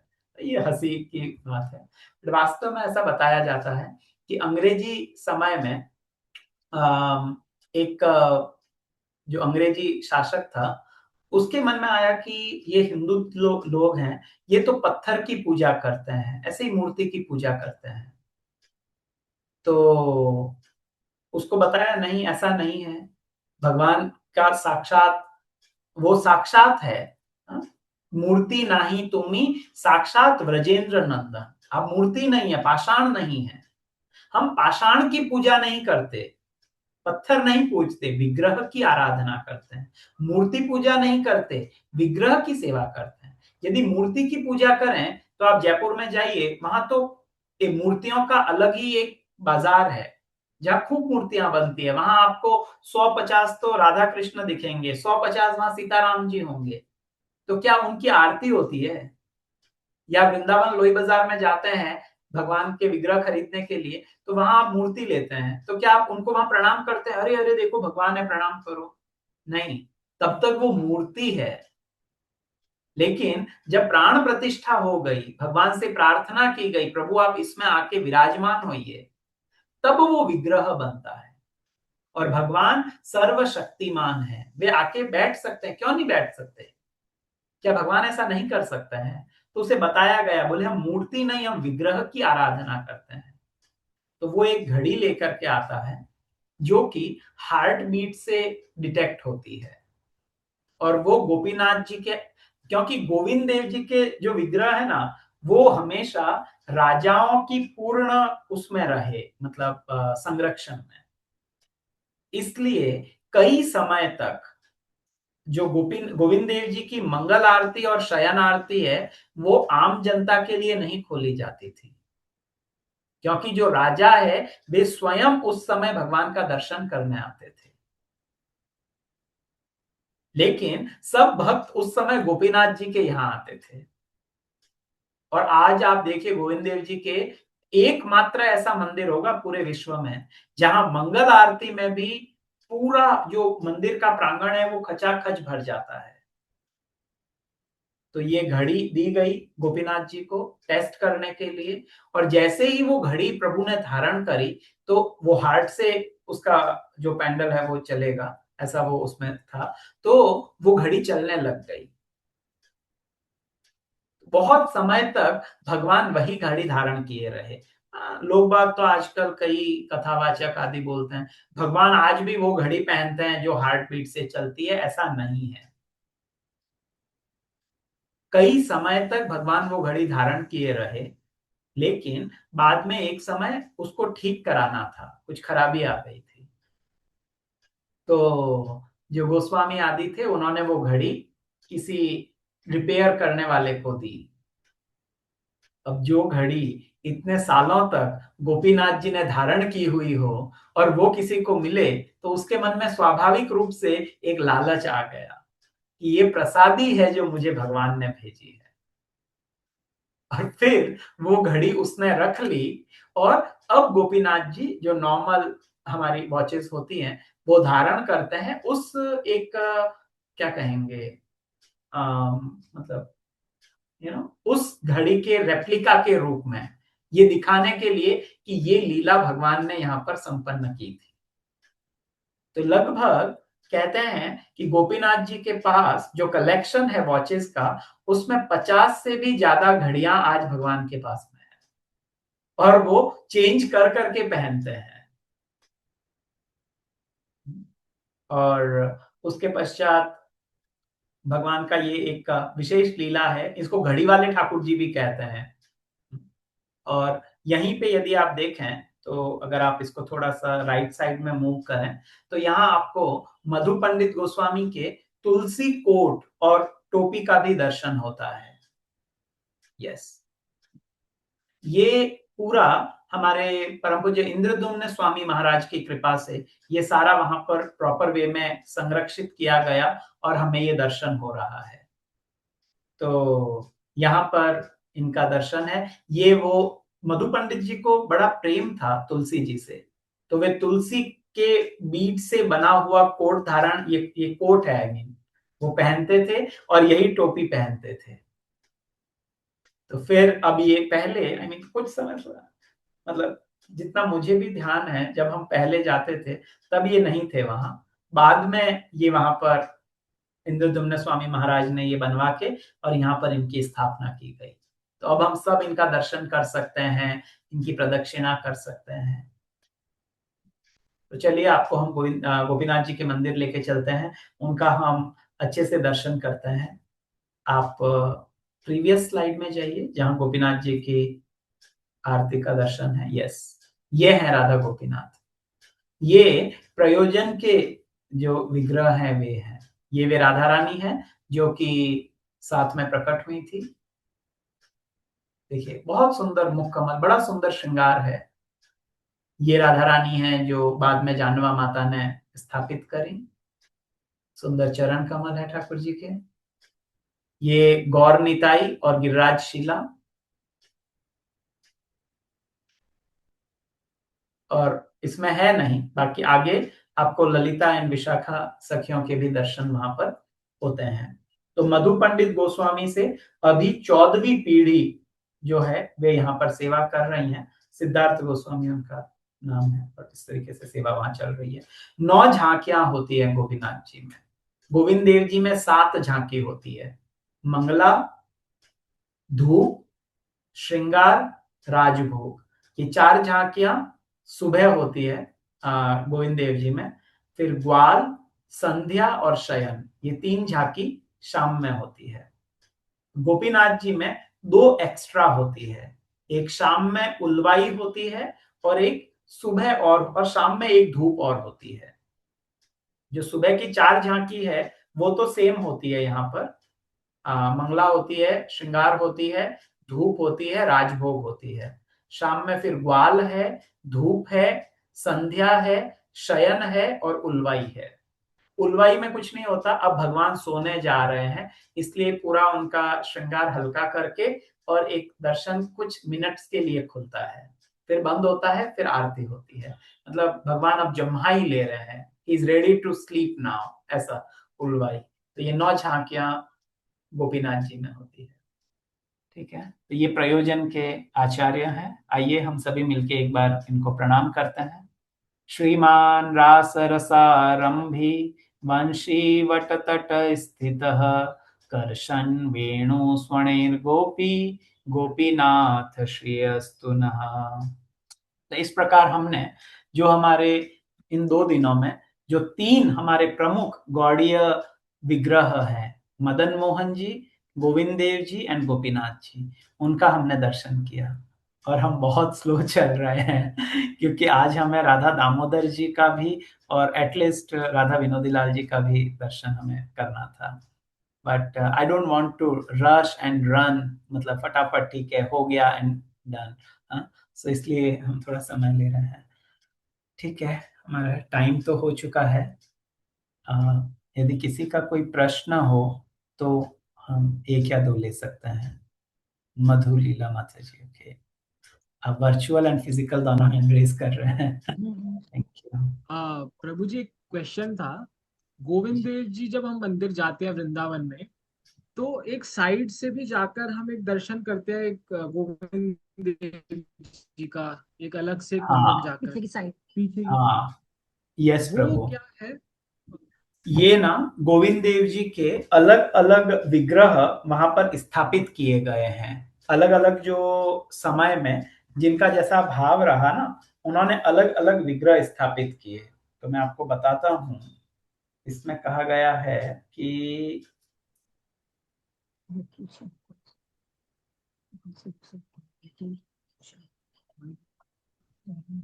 Okay, I think मैं वो एग्जैक्ट फाइंड आउट नहीं कर पा रहा हूँ, बट अलग अलग समय में ना अलग अलग भक्तों का जैसा भाव था। तो चूंकि गोविंद देव जी हमारे प्रमुख जो गौड़ीय विग्रह हैं, वे वैसे 3 हैं, लेकिन 3 में भी प्रमुख गोविंद देव है। तो जैसा भाव था तो उन्होंने पीछे की तरफ गोविंद देव जी के विग्रह स्थापित किए। तो अभी भी वहां पर दर्शन होते हैं गोविंद देव जी के। हाँ जी, हाँ जी। वो प्रतिभू विग्रह के नाम से भी जाना जाता है। और उधर फिर योग माया देवी का भी मंदिर है। तो यदि आप पुजारी को जाके कहें तो वे आपको दर्शन कराते हैं, और विशेष रूप से नवरात्रि में वहां पर दर्शन खुलते हैं। ये भी रूप गोस्वामी द्वारा स्थापित है, योग माया देवी भी। तो प्रभु जो ये मंदिर 3 मंजिला जो मंदिर बचा हुआ है, उसके अंदर भी जाके दर्शन करने चाहिए क्या हमें? हाँ, है ना? क्योंकि मूल विग्रह और प्रतिभू विग्रह में हमें ऐसा भेद बुद्धि नहीं रखनी चाहिए नहीं कि वो ये तो मूल है, ये प्रतिभू है। नहीं प्रभु, वो तो नहीं रखते, पीछे वाला तो दर्शन करने जाते हैं, लेकिन कभी वो 3 मंजिला वाली में गए नहीं हम। अच्छा, तो इसीलिए नहीं पूछे, गोविंद देव जी वहां के जैसे करना हम दर्शन चाहिए। करते हैं, पीछे वाले वो Yes, करते हैं, जी, है ना? क्योंकि पहले तो गोविंद वहां भी देव जी गोविंद देव यहीं जी की पर प्रतिभू सेवित है। थे। यही वो एग्जैक्ट स्पॉट है जहां से भगवान के विग्रह मिले, तो अंदर जाके दर्शन करने चाहिए। वहां गौर निताई के भी विग्रह हैं साथ में। और दूसरा प्रश्न ये था कि जो गोविंद देव जी के हाथ के लिए बताया था, उनकी उंगली नहीं है राइट हैंड साइड का, और गोपीनाथ जी का पूरा है, क्या कारण है प्रभु? क्योंकि जब उन्होंने विग्रह बनाए तो मदन मोहन जी का पूरा चरण वगैरह सब दिखता है। ओके, कल मैं हाँ बता रहा था, तो मदन जी, मोहन जी के ऐसा हो सकता है कि कल्प भेद में ना 2 विग्रह हो। अच्छा, एक तो जो कल बताया जिनकी अम्बरीश महाराज ने और ऐसे सेवा हुई, और दूसरे हम्म, हो सकते हैं ऐसा, मतलब चूंकि ये एग्जैक्ट लिखा हुआ तो नहीं है, लेकिन जैसा बताया जाता है तो मदन मोहन जी का पूरा चरण भी है, हस्त भी है, सब कुछ है। लेकिन फिर जब उन्होंने गोपीनाथ जी के विग्रह बनाए, तो यदि आप वीडियो देखे होंगे, या हम ये बाद में स्लाइड भी शेयर कर देंगे आप सबके साथ, आप बाद में भी देख सकते हैं। तो गोपीनाथ जी का जब विग्रह बना तो उन्होंने चरण वैसे नहीं बनाए। यदि आप गोपीनाथ जी के चरणों को हाँ जूम इन जी, करके देखेंगे देखा है, तो उसमें देखा, उंगलियां आदि नहीं है भगवान के, जी केवल जी वैसे वो शेप है, जी, क्योंकि चरण पता चल चुके थे कि ऐसे हैं। हाँ अब ऐसे जब हैं, वक्ष बिल्कुल, स्थल और हाथ का पता चल गया कि ऐसा है, तो अब उनका मेन फोकस था मुखारविंद पे, मुखार इसलिए बिंद, गोविंद ओके, देव जी का आपको समझ, हस्त ऐसे दिखता है। जी। हाँ।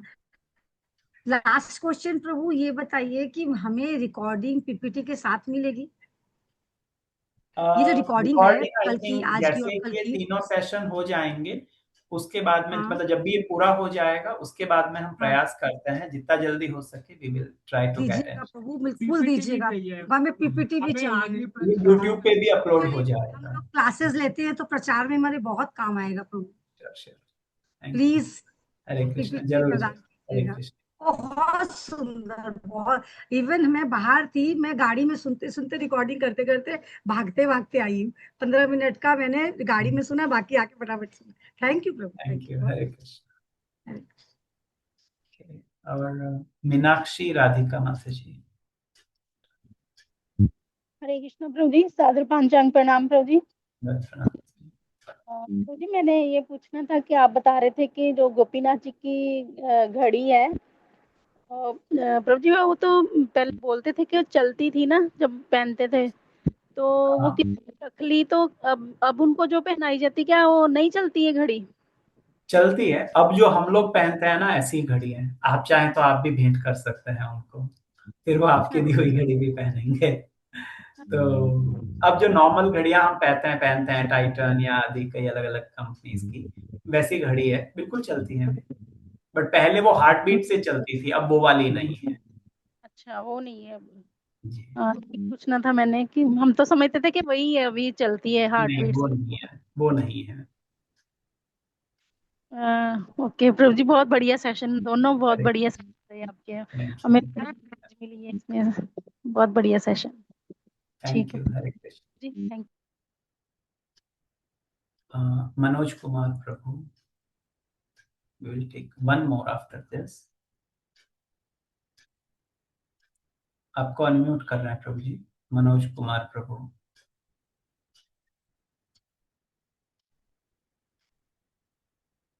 जगदीश राम दास प्रभु जी, you can unmute and ask.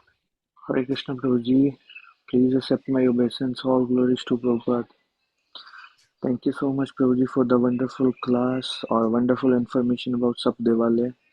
Prabhuji, there is no question, it's only a request. Just provide us the video so आपकी हिंदी वाणी को हम इंग्लिश में करके नायग्रा फॉल्स में भी इसको सुनाएंगे.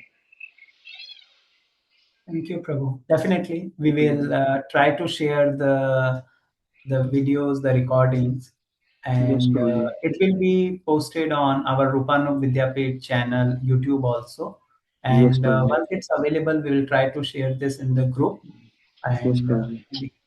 God We'll can take. try our best to add like आपने YouTube पे देखा होगा कैप्शन आते हैं साथ में या ऐसा कुछ होता है, तो we will Yes. try अगर तो कैप्शन हो जाए, नहीं तो we will try यानी डिवोटी फ्रॉम हेयर आपकी वाणी को वो इंग्लिश में कन्वर्ट करके बोले या जैसे भी, will definitely do that and post it here in ISKCON Canada, like different centers for this. Thank you, Prabhu. We can definitely talk on this. Maybe you can, if you are there in the group, you can connect and yeah. Sure, Prabhu. Thank you so much, Prabhu. Thanks for the wonderful class. Thank Hare you, Krishna Prabhu. Thank you Prabhu. Hare Krishna. Okay, नाम महिमा प्रभु।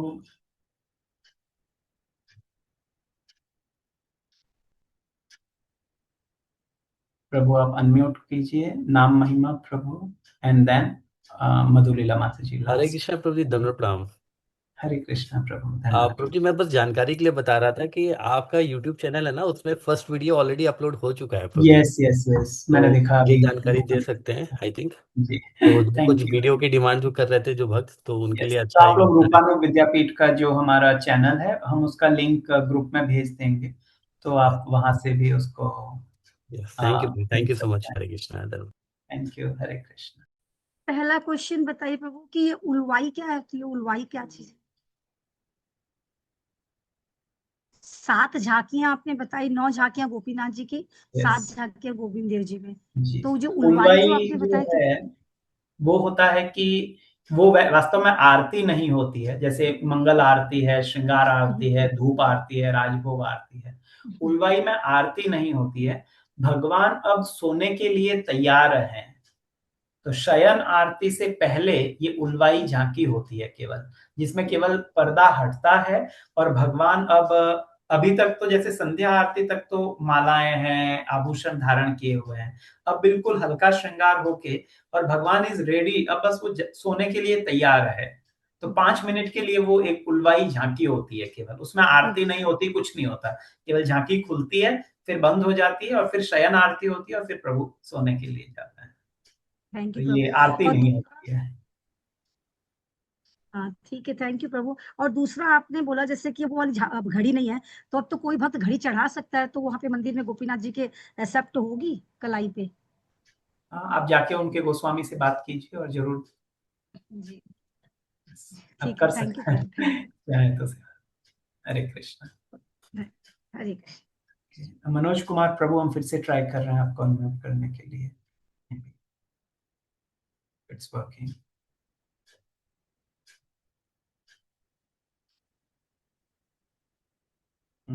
Sorry, आप unmute नहीं कर पा रहे हैं शायद। Okay, Pallavi माता जी लास्ट। हरे कृष्णा, दंडवत प्रणाम। प्रभु जी, एक ही प्रश्न था कि गोविंद जी का मंदिर जो है वो सिटी पैलेस में है ना अभी, जयपुर के? जी हाँ जी, वही मंदिर है? क्योंकि मैंने दर्शन तो किए हैं, तो वही प्रॉपर दर्शन हो गया ना, सिटी पैलेस में ही है ना वो? सिटी पैलेस वाला वही एरिया है। बाद में सिटी पैलेस बना, पहले गोविंद देव जी वहां आकर विराजमान हुए, तब राजा ने अपना महल इस तरीके से बनाया। तो एक अच्छा, तो एरिया है उस सिटी पैलेस का जो अभी म्यूजियम टाइप का है, एक है जहाँ राजा रहते हैं, वो अलग से वैसा है। तो उसको ही सूर्य मंदिर बोलते हैं क्या? जी हाँ। Okay, okay, okay. बहुत बहुत धन्यवाद प्रभु जी, बहुत अच्छा लेक्चर था। पूरा जयपुर दिखने मतलब दिखाई दे रहा था। और बहुत धन्यवाद, बहुत बहुत धन्यवाद। थैंक यू प्रभु जी। सो मच, आप सबका बहुत बहुत आभार, आप लोग उपस्थित रहे। कल हमारे क्लास में क्या क्या होगा, कल कौन कौन से विग्रहों के दर्शन होंगे? आप म्यूट है प्रभु, आप म्यूट है।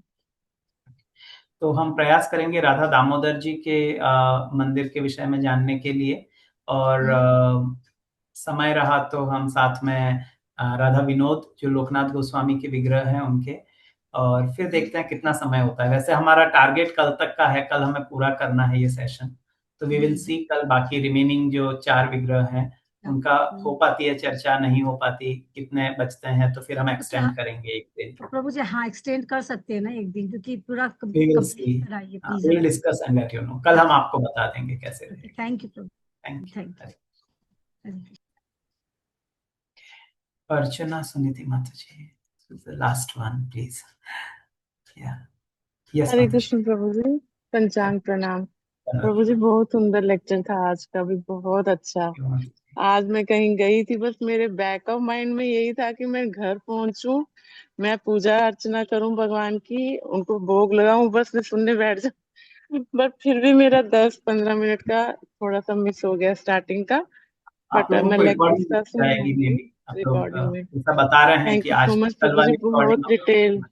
ये भी हो जाए। थैंक यू प्रभु जी। सबसे अट्रैक्टिव पार्ट क्या था आपका लेक्चर का? आपने जो दर्शन करवाए ना हमें, वो एकदम, वो तो अद्भुत था, मतलब आउट ऑफ इमेजिनेशन। मुझे ऐसे लग रहा था कि बस लेक्चर होगा, बट आपने जो स्लाइड्स एंड प्रेजेंटेशन, वो तो wonderful, that was amazing. Thank you so much प्रभु जी। घर बैठ के आपने हमें अद्भुत दर्शन करवाए भगवान के, और हम पे कृपा हुई राधा गोपीनाथ जी की, मदन मोहन है जी की, राधा गोविंद जी भगवान की, ने और हम भक्तों सभी की, को गुरु महाराज की।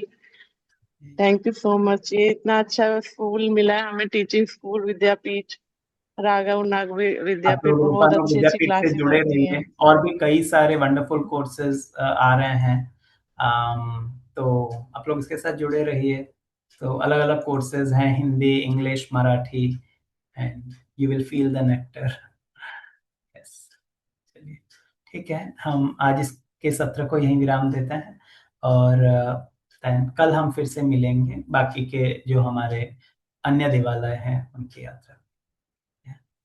जगतगुरु श्रील प्रभुपाद की जय।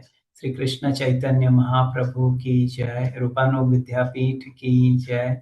श्री श्री राधा गोविंद देव की जय। रूप गोस्वामी पाद की जय। श्री श्री राधा गोपीनाथ की जय। मधु पंडित गोस्वामी की जय।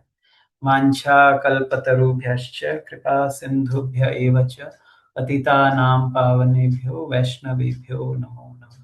अनंत कोटि वैष्णव वृंद की जय। निताई गौर सीतानाथ प्रेमानंदे। हरि हरि हरे कृष्ण।